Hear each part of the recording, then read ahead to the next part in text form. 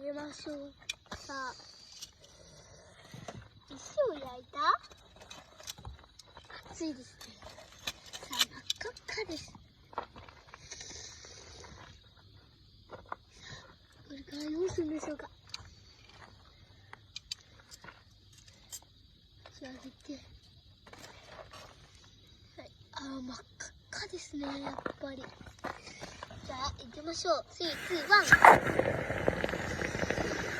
一瞬ですごい色を塗りました。割れました。なんという瞬間でしょうか。一瞬です。折れた。これは湯気が出てます。湯気が出てます。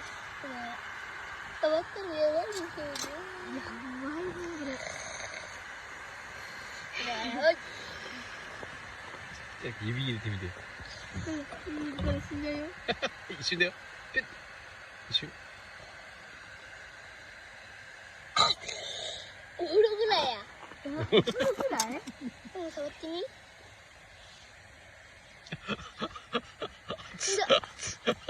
熱気持ちいい。気持ちいい。触ってみね。まだ10でもね。赤いよね、やばいね。周りが赤い。やば。中身はまだ熱くなってない。そのまま早く戻すんだ。召しましょう。おお。すごい。ご注意を。許せる方は。割れました。すごい。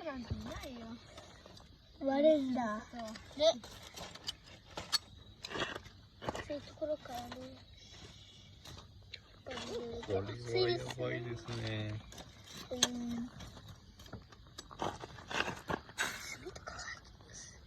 さよなら、石さん。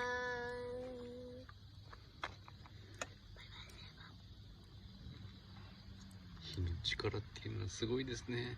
はい。でもご注意を。ついちゃん。